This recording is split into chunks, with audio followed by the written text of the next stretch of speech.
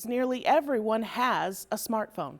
They've given us unprecedented access to information, products, people, and more. But they've also given other people access to us and to our information. Mark McDonald takes a look at how we can take steps to protect ourselves against becoming a smartphone victim. We're with Josh Krigbaum, who's an IT professional at Sharkey Transportation in Quincy. He's also worked for the Homeland Security Department in Internet Security. And I asked you because I wanted to concentrate on phone security. You know, almost all of us have one of these now and know very little about what the possibilities are. So let's briefly talk about it. I think a lot of people have heard about what phishing expeditions or phishing attacks are. Right. And I asked you to demonstrate a few for me. Could you get us going? Yes. A phishing attack is where an attacker will create a fake login on a website and pretend it's real so that you will hopefully enter your username and password and give that to the attacker. And you set one up for us, didn't you? Yes, so I have one. I created an email account that would just play the role of victim of these various scams. Okay. And one of the first ones I sent was a Bank of America email saying, just saying, hi, your account has been suspended due to suspected hacking. Please log in to fix the problem. And then if you're a little on the dumb side like I would go ahead and hit log in because I'd be worried about this. Right, and the point of most of these is to cause some kind of fear or panic or anything to make you not think about what you're about to do. So the goal of this is to make you nervous, make you click on this login link, and when you click on the login link, you go to a site that has the Bank of America logo. It could have other elements from the legitimate Bank of America website, but this is something I set up yesterday. Okay, you created it, so if you could do it, other people could do it too to make it look like it. It's very easy to do with minimal skills. Okay. I've disabled the actual input on this just to make it safer, but it will look like a genuine login with a space for your username and a space for your password.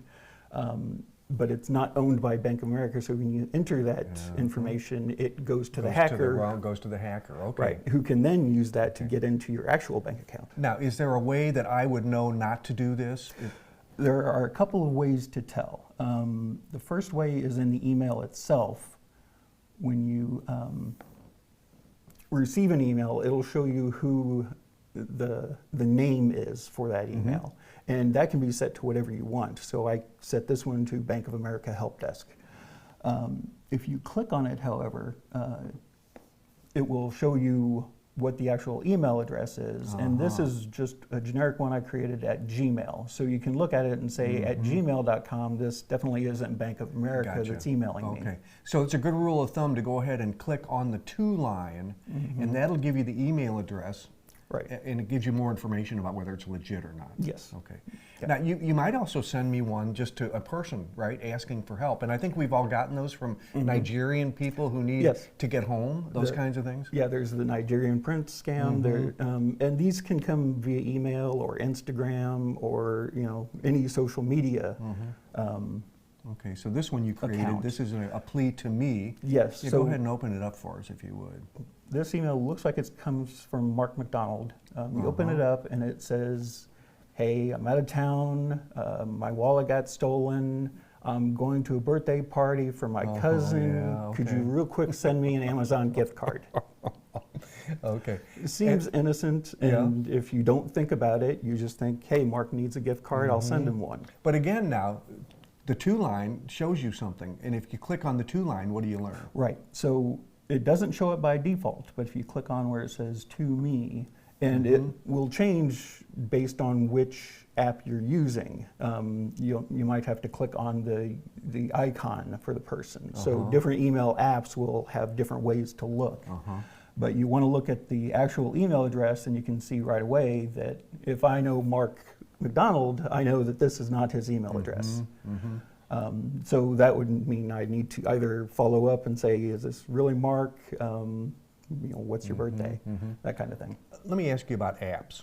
You know, companies are constantly asking you to download their app, When you download an app, are you in any jeopardy? For the most part, no, especially if it's a official company app. And by default, a phone will only install an app if it's from the App Store or the Play Store, depending on what type of phone you have. That can be overridden so that apps can be installed from any location. So if you have a teenager that might do something like that, then you might want to think about virus protection. Yeah. But if you're only going to the App Store, you're generally You feel pretty generally safe. safe about that? Yes. Okay, because they filter out the bad stuff. Right. You're going to your bank website, or you're going to a company that you frequent, and they have your credit card information, and you purchase from them on a regular basis. Do you feel safe that that site is safe? And if how do you check? And some sites are encrypted, some sites are not. I want to deal with the encrypted sites, right? Yes. How do I know? When you are on a website, it will show a lock in any browser, whether you're on Chrome, Edge, Firefox. It'll show a lock by the address, and the address could be on the top or the bottom of the screen, depending on the version of the browser and the type of browser. But that will show your address of where you are, and it will show a lock. If the lock is closed, that means the site is secure, and you're okay with entering information. You tapped on it, and a little box came out, and it says connection is secure, and that's what you're looking for then. Right. You feel a lot better then about giving them your credit card information or sending them any information about yourself. Correct, yes. If you don't see that lock, I would not give any information to that website. Okay, very good. Good advice. Thank you. I hope you too feel better about using your phone after these few moments with Josh. In Focus, in Quincy, I'm Mark McDonald.